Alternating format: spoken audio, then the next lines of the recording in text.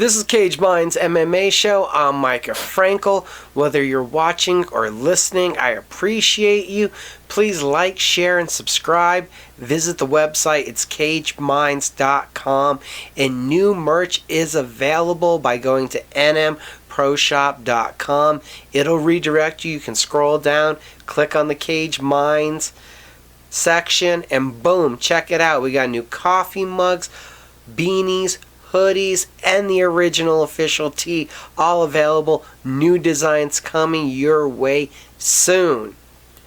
Now, what also came this way, and what you can find on the website, is the results to this past weekend's fights. So let's get started with LFA in St. Louis. LFA 122 flyweight world title on the line in the main event. Charles Johnson defending against Carlos Malta. A high-volume striking affair.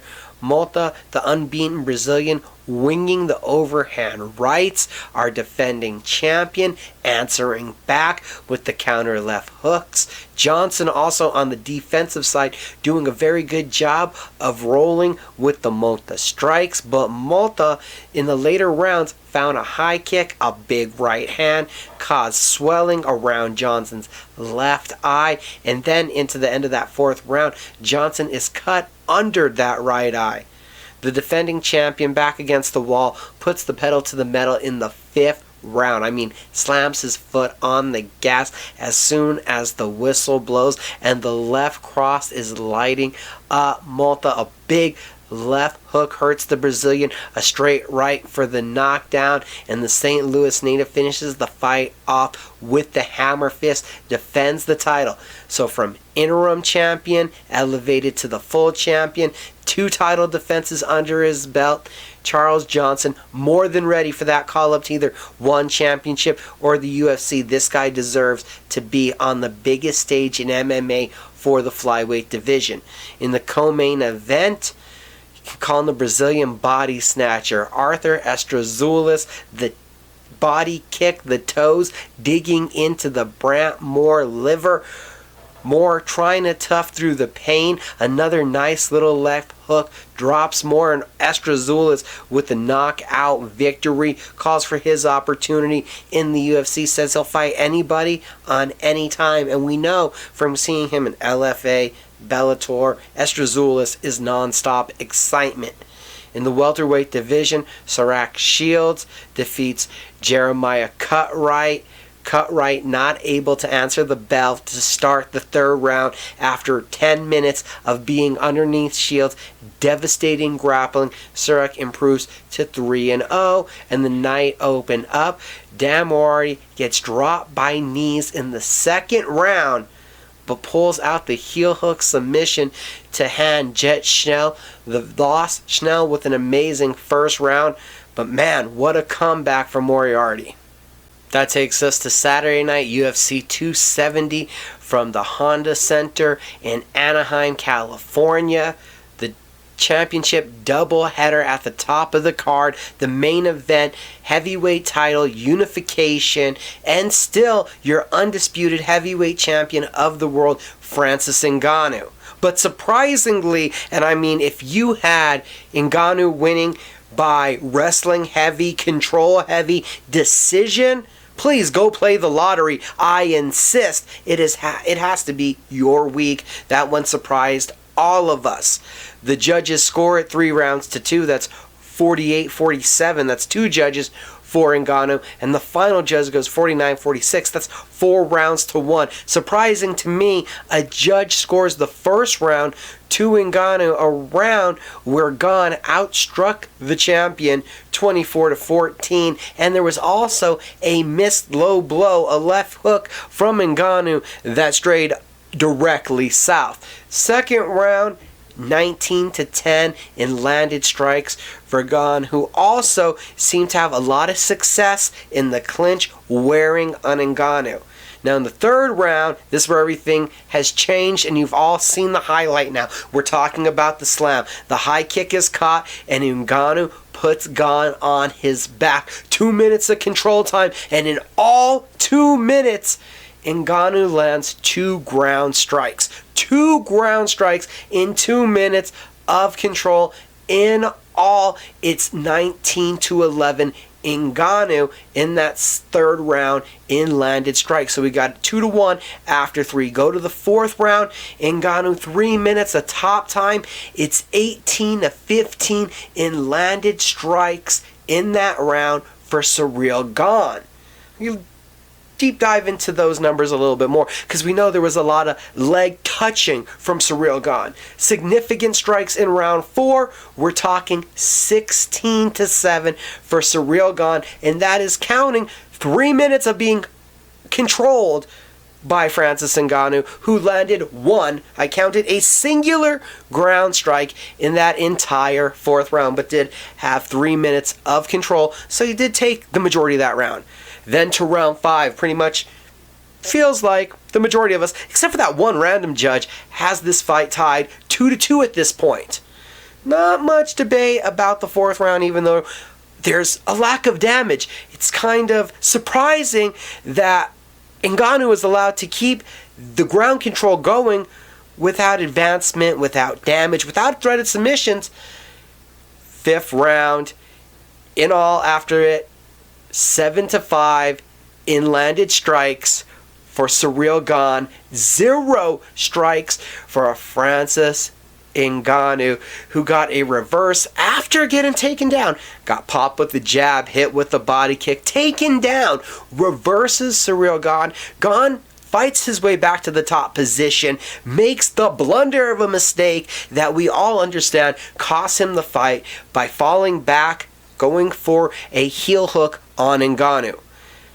A high-risk, low-reward moment for Gane. Somebody that had been heralded for his fight IQ. We obviously now can see that his time as a Muay Thai striker has given him a lot of experience and enabled him to make a lot of good decisions in the striking realm, from the clinch to standing, all 3 distances on the feet. But on the ground, grappling, it's a different beast. Gane, relying on the fact that he has pulled off a heel hook victory in the past, went for that submission, and everybody can agree that allowing Ngannou to get back to the top position, where again he landed 0 strikes, but did have the control time in that 3rd round, enabled Ngannou to roll to the decision. 8.5 minutes in all of control time for the champion, where he landed 3 strikes in all, and the 2 fighters nullify each other in the clinch 6-6.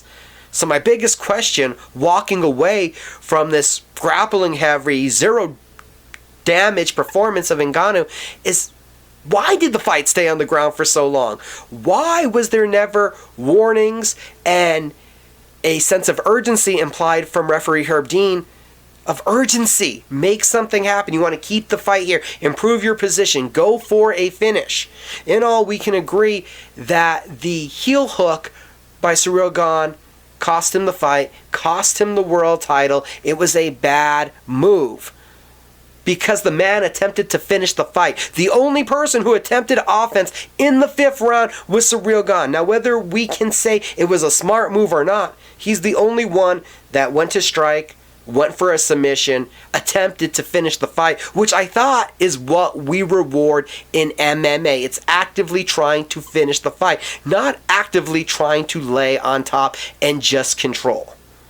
Now, you have to be inspired and impressed by a Francis Ngannou who, against doctor's orders, in a totally blown out right knee, was able to get into the octagon, and off of that ferocity that he has, those powerful weapons, there was enough power still in his strikes to put fear into Gane, for Gane to not go nuts on an injured Ngannou. Oh yeah, sidebar. How does a guy with a totally torn apart knee pass his physicals, whether it be that in Las Vegas or in California, to get into the octagon? Fighter safety.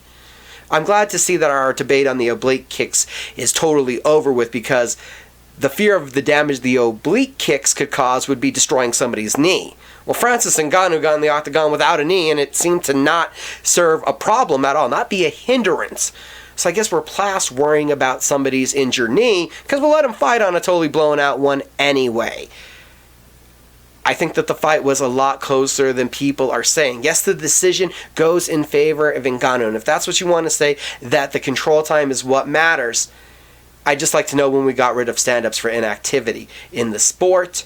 I think that there should be a much bigger uproar from the media and from the fans to want to see a rematch. We are literally talking about the difference in this fight was Gane going for that heel hook. If he stays on top, we have a new champion, and I don't think that changes much of Francis Ngannou's performance because he laid there whether he was on top or on bottom with little offense. Not to take away from the heart and the courage to fight through the injury, to go through that 25 minutes, to dig that deep, while obviously being gassed out after the first 10. But let's not make it like this was a 100-0 thrashing on the ground, a beating to the proportions of what we saw Giga Chikadze go through from Calvin Kattar, or what Calvin Kattar went through from Max Holloway. No. This was a very close fight that we could all welcome in another chapter. Unfortunately, it looks like from contract negotiations and the UFC's now unwillingness to put Francis Ngannou on top of his throne that he wants to be. Ngannou wants more money. Contract negotiations are going to linger throughout the year. The champion has a bum knee and also wants to go into the boxing world, which I'm not sure if a wrestling-heavy performance against Ciryl Gane is going to make Ngannou look any more attractive to Tyson Fury and the boxing audience. Contract negotiations, Jake Paul's manager getting involved. Francis Ngannou will probably not be seen in an octagon ever again. And I'm just speculating here. Get ready for that John Jones-Stipe Miocic new undisputed heavyweight champion fight somewhere around International Fight Week. The flyweight division also had the championship on the line, and we got the third installment of Deiveson Figueiredo and Brandon Moreno. Harking back to the first one, if we will, coming together on 3 weeks' notice to save the pay-per-view. Deiveson Figueiredo, Brandon Moreno go all the way to a majority draw. A fight that was only a majority draw because of a point deduction for a low blow early on in the fight that incurred by the champion. So Figueiredo cost himself that decision victory. The rematch, Moreno gets the third round submission of Figueiredo. Now here we go into the trilogy fight. The first round, you have it close, tit for tat. The activity, though, on the side of the challenger, the Brazilian landing the leg kicks, trying to add those up, even getting a takedown. You could call this a swing round, but it feels like the activity and the positive offense came from the challenger. Moreno able to up the volume with his counter striking in the second round. Definitely getting off, stinging Figueiredo. You could see at moments where the Moreno punches would land and freeze up Figueiredo, but never cause a knockdown. Because in the third round, you see 2 knockdowns. The champion is knocked down twice, one time since somersaulting back. In the fourth round, Moreno again able to ferociously roar back, not going away easily, picking up that volume. These long boxing combinations, once they would get in the pocket, it's where the Mexican fighter would be able to unleash his best work, doing that for the majority of the fifth round as well. But what the Brazilian had in his favor was that knockdown power, and it happened one more time in the final minute of that fifth round. 3 knockdowns, the takedown in the first round and the third round. The unanimous decision goes in favor of Deiveson Figueiredo. And for the first time in UFC history, it looks like we're going to have 2 fighters go a 4th fight, because Figueiredo was deducted a point for a low blow in the first fight. Or instead of 1-1-1, this would be 2-1 Figueiredo. We know that this one is highly debated by fans.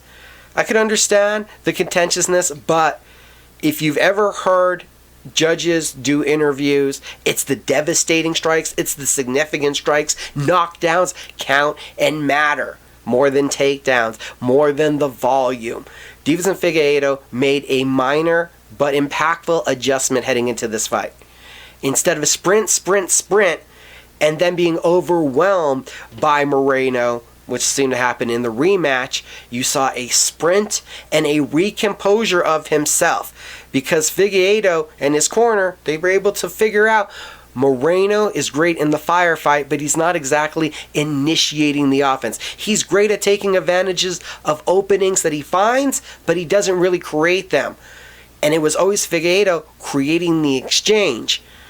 So as long as he tempered himself a little bit more, creating those exchanges, and tempered using that gas tank so much, he was able to have enough energy to uncork one of those big right hands in that 5th round. Also pivotal to now becoming the first 2-time UFC men's flyweight champion of the world. In welterweight action, also on the main card, Andre Fialho had a great start, busting up Michel Pereira's nose, but the Brazilian was able to rectify, turn offensive, up the volume, and I mean totally went nuts, tripling up his Portugal counterpart in strikes over the next 2 rounds to get the decision victory. A close one there, did not look good for Pereira early on. Said Nurmagomedov, he comes out kicking, winging, forces Cody Stamann on the takedown. The ninja choke forces the tap. Nurmagomedov 3-1 now in the UFC. Stamann, a 3rd loss in a row. Definitely going to lose that number 15 next to his name. Opening up the pay-per-view, Michael Morales gets the knockout of Trevin Giles. Kind of wild, winging some big hooks, but that's 13-0 coming off the Contenders Series and a 10th win by knockout for Morales. Closing out the prelims, you saw the debut of Victor Henry. This one, the biggest upset of the night, beating Raoni Barcelos. Barcelos was the biggest betting favorite on the card. It's 30-27. It's 181-134 in total landed strikes. It was this pitter-pat, continue to touch and in and out, and just wore the gas tank down of the Brazilian. Beautiful work from Henry. Why did it take so long, now 22-5, for us to see Henry in either Bellator or the UFC? A diamond in the rough that had been missed, that I'm glad to see in a big spot. Jack Della Maddalena, coming out, busting up Pete Rodriguez with a jab, slipping out of the way of the incoming strikes, and then coming right back in with the big left hand. Conor McGregor-esque, if you will. Great stuff in the first round. TKO. Tony Gravely gets 11 takedowns, 11.5 minutes of top control to beat Simon Oliveira. Matt Frivola and Gennaro Valdez. Too bad they had to be on this card with some of the fights at the top, including that flyweight title fight, because this one really should have won fight of the night. Absolute madness. Valdez stunned Frivola at least 3 times, but Frivola scores officially 4, I call it 6 knockdowns, gets the TKO ground and pound from back mount. And early on the prelims, Vanessa Demopoulos gets knocked down, wakes up on the ground, so loses by knockout, but wins by armbar officially. Said she woke up on the ground, found herself with the overhook, and takes Silvana Gomez Juarez's arm home for the submission win. And Jasmine Judicious, with doubling up the strikes, 6 minutes of top time, gets the decision win over Kay Hansen in her Octagon debut. We are off and running in 2022. Turn our attentions now to the fight announcements. UFC 271 has an adjustment. Orion Cozy is out, and Jeremiah Wells is stepping in to fight Mike Mathena. That is a welterweight bout. UFC Fight Night on February 19th adds a heavyweight bout. Parker Porter is going to fight Alan Boudreaux. UFC 272 on March 5th has gained the rebooking of Greg Hardy versus Sergey Spivak, and Nick Mariano versus Igor Pretoria at light heavyweight. The UFC Fight Night on March 12th has gained at light heavyweight Carl Roberson versus Khalil Roundtree. UFC returns to London March 19th. Heavyweights headline the card. It's number 5 Alexander Volkov against number 10 Tom Aspinall.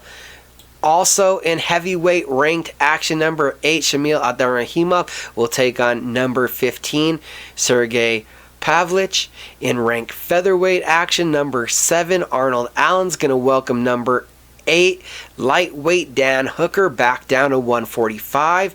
In lightweight action, London's own Paddy Pimblett is going to take on Kazula Vargas.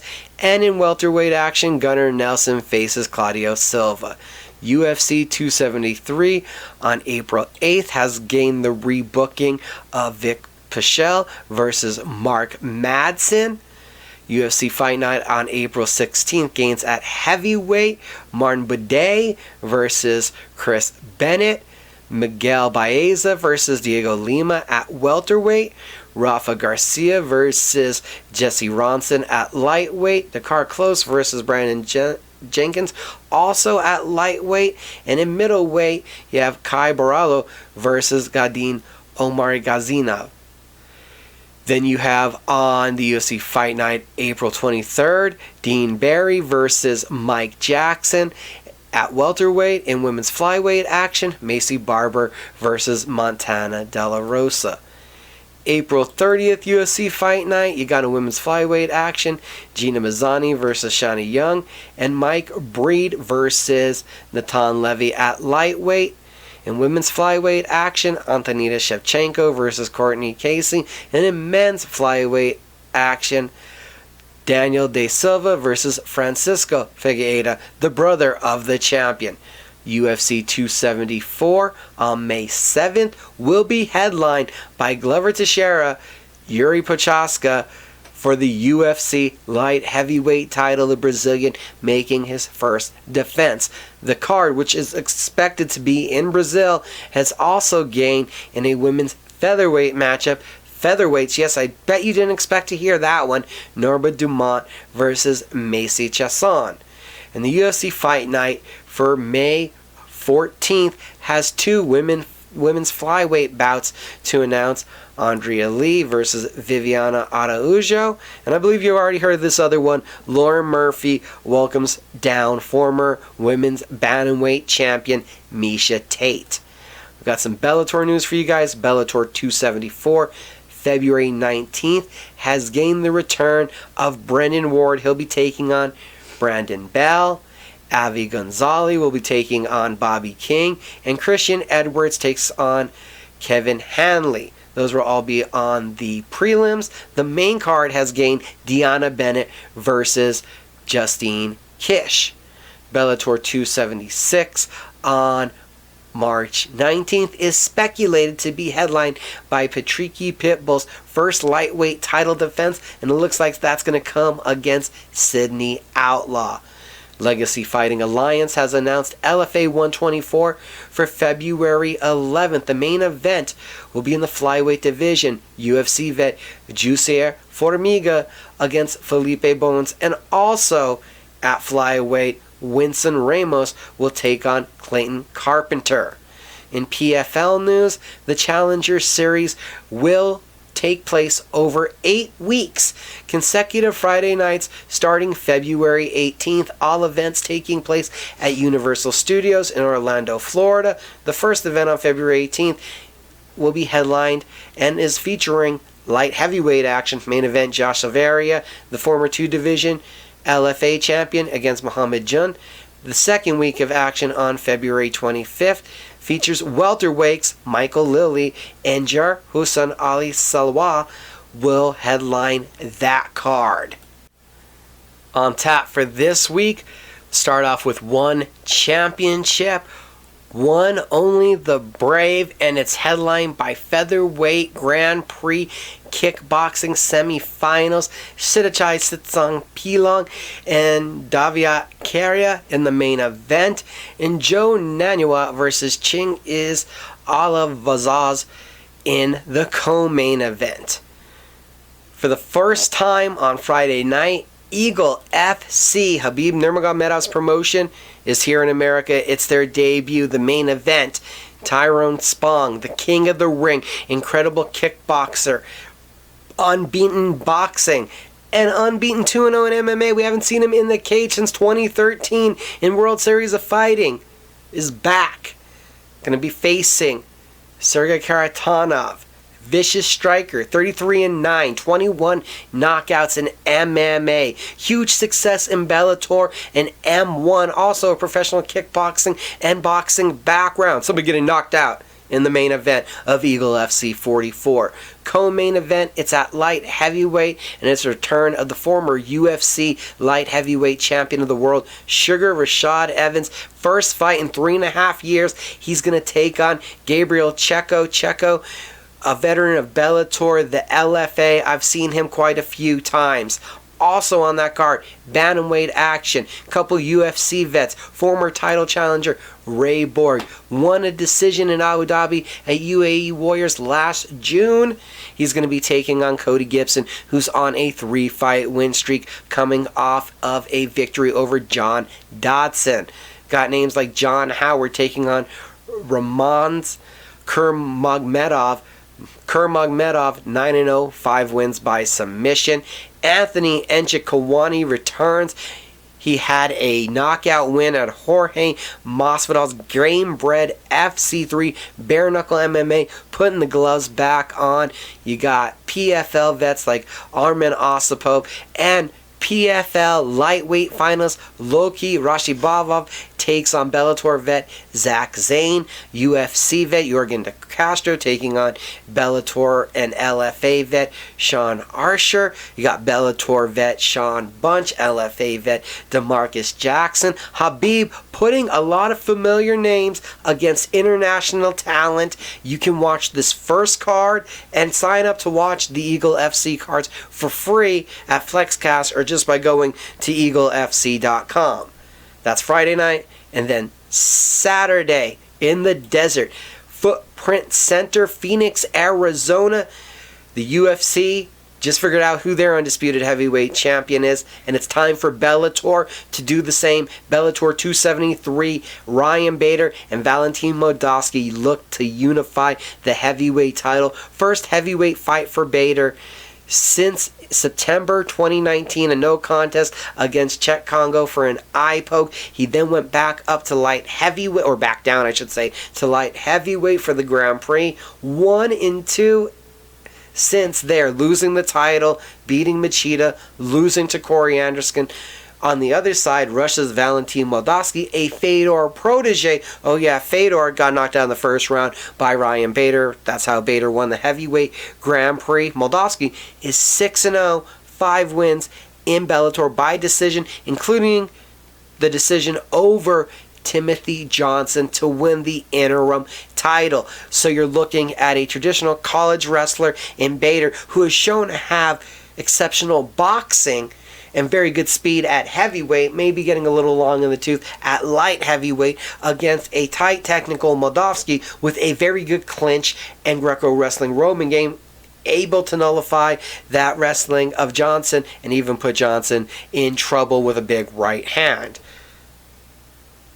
Benson Henderson versus Islam Mamedov is your co-main event. I'm kind of surprised that there's not an opportunity here for Mamedov to become the lightweight #1 contender in his own right. As we were talking about in the news, looks like we know where Patrique's first title defense is coming from, and I'm shocked it's not Mamedov. Henderson, from 2018 to 2019, won 4 in a row in the Bellator cage. He's now lost 3 straight, getting knocked out by Michael Chandler, going up to 170, losing a decision on short notice to Jason Jackson, all heart in that one, and then back down at 55, lost a unanimous decision to Bet Primus.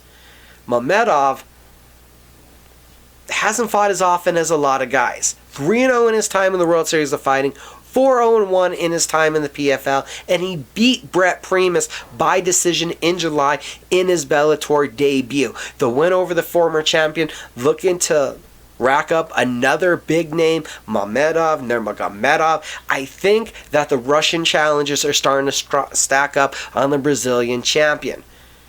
At featherweight on this main card, Henry Corrales is going to take on Aiden Lee. Corrales has won his last 2 by decision.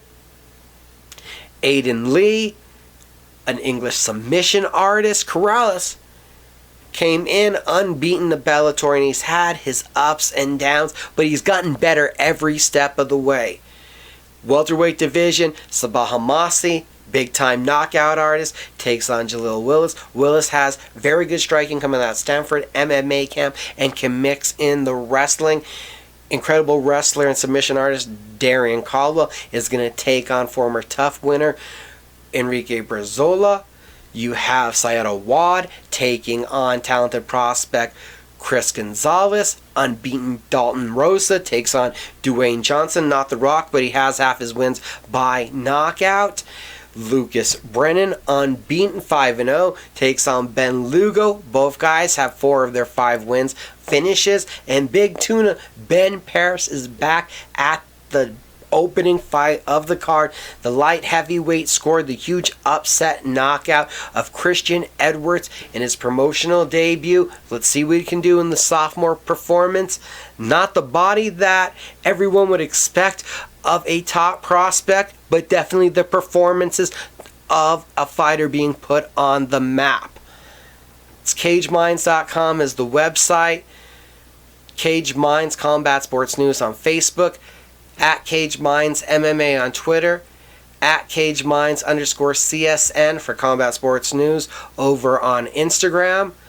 If you're going to YouTube, the YouTube channel is Cage Minds MMA Show. Check out the Jocelyn Jones Lieberger interview that I have up. She's going to be returning after 4 years away from competition. The UFC vet, now turning her athletic focuses towards bare knuckle boxing this weekend in Jackson, Mississippi. Also, we're on the website. Don't forget to check out my other podcast. That's MMA After Hours, Pro Wrestling After Hours. And if you're also looking for some random sports talk, you can hear me on all episodes of Mike Adams 2.0. So thanks for watching, thanks for listening, and enjoy the fights this weekend.